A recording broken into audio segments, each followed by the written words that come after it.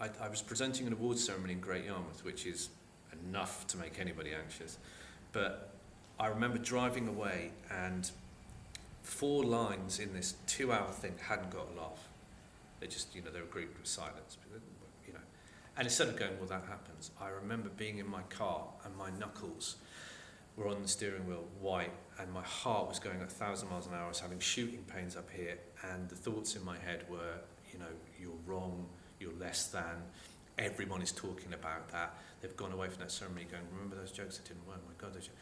So by the time I got home, I got out of the car and I was walking to my flat and I thought there was somebody behind me, because I'd worked myself up into such a level of anxiety, and then went in and was just, my heart was going 1,000 miles an hour. And that was one of the first times, and that was about 12, 15 years ago. Everything had to be perfect. If I did a Nimmo show, it had to be perfect. And I still have this. If there's an audience of 300 people or 1,300 people here, and Owen and Nigel will tell you this, people are laughing, they're falling off their seats, I will find the one person in the audience who's not enjoying it, who's like that, which you'll always find in Norfolk. Go on then. And I will look at him and go, he knows me. He's right and they're all wrong. That this isn't enough, this isn't funny, this isn't right. And it's a crazy thing. And I would be like that when I was a cleaner.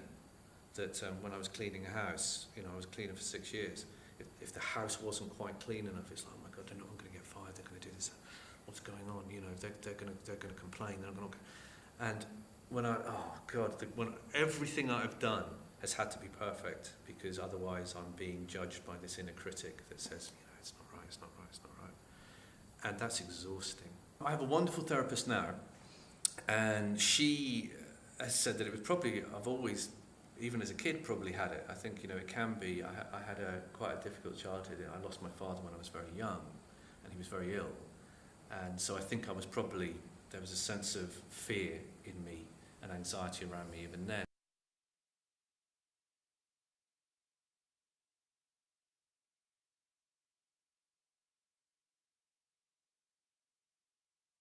And I'd spoken to him informally about the fact that I suffered from anxiety. I'd kind of really only in the last couple of years had it properly diagnosed and was starting to look at it. And I'd had sort of mild depression all my life.